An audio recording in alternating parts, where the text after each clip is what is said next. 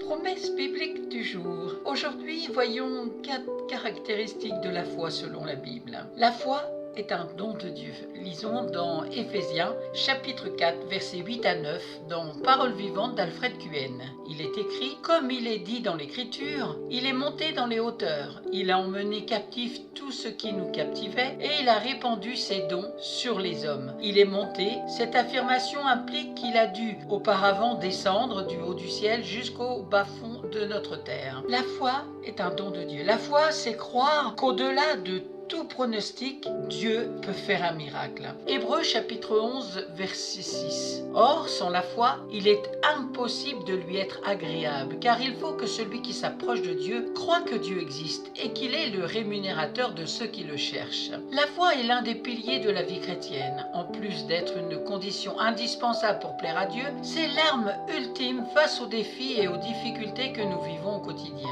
Cela dit, bon nombre de chrétiens ont encore du mal à l'exercer dans son authenticité. Si tu es dans le cas, je t'invite à découvrir quelques caractéristiques de la foi selon la parole de Dieu. La première caractéristique, c'est la foi est sincère. Contrairement aux hommes, Dieu ne regarde pas à l'apparence, mais il regarde au cœur. Vous pouvez lire cela dans 1 Samuel, chapitre 16, verset 7. Comme le dit un cantique, s'il vous voit vrai et sincère à chercher la sainteté, il écoute vos prières et vous met en liberté. En effet, lorsque vous vous basez sur vos propres désirs, votre foi n'est plus pour la gloire de Dieu. Dans ce cas, vous cherchez simplement à satisfaire votre orgueil humain. Il est donc essentiel d'être sincère pour que votre foi soit agissante. Jacques, chapitre 4, verset 3, vous demandez et vous ne recevez pas, parce que vous demandez mal, dans le but de satisfaire vos passions. La foi exclut le doute, une deuxième caractéristique de la foi selon la Bible. Il est quasiment impossible de vouloir exercer sa foi sans une réelle conviction, parce que tout ce qui ne provient pas d'une conviction est péché, nous dit la parole de Dieu dans Romains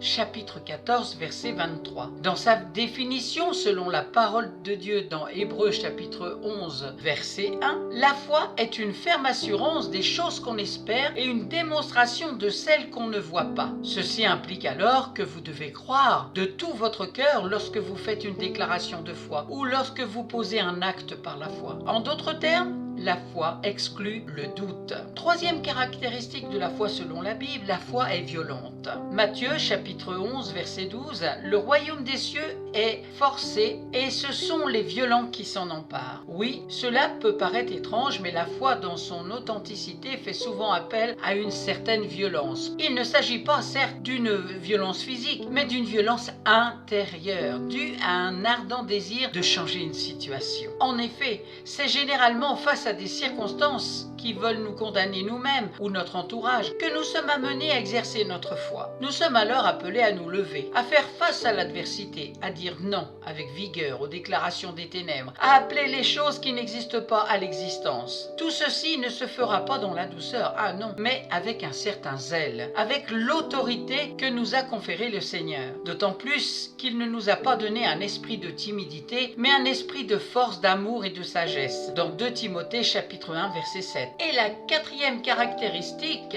de la foi selon la Bible, c'est la foi est victorieuse.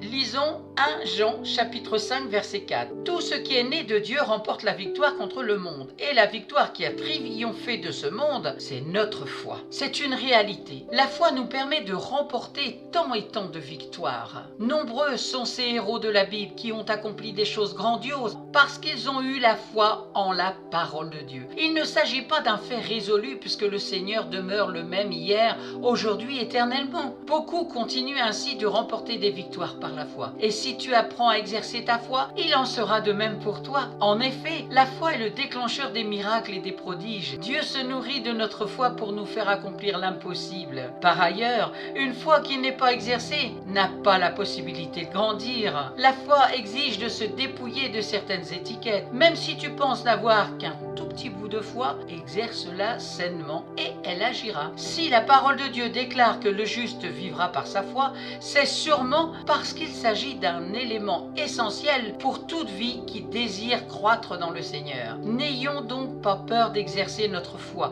mais croyons simplement que c'est ce que le Seigneur attend de nous. Appuyez-vous sur Dieu, il vous donnera la force d'avancer. Comptez sur la grâce de Dieu et vous le verrez à l'œuvre dans votre vie. La foi se vit, elle est à vivre quotidiennement. La foi, c'est la ferme assurance des choses qu'on espère, la démonstration de celles qu'on ne voit pas. Dans Hébreux chapitre 11, verset 1. Merci pour votre écoute. Merci d'avoir été attentionné à la parole de Dieu.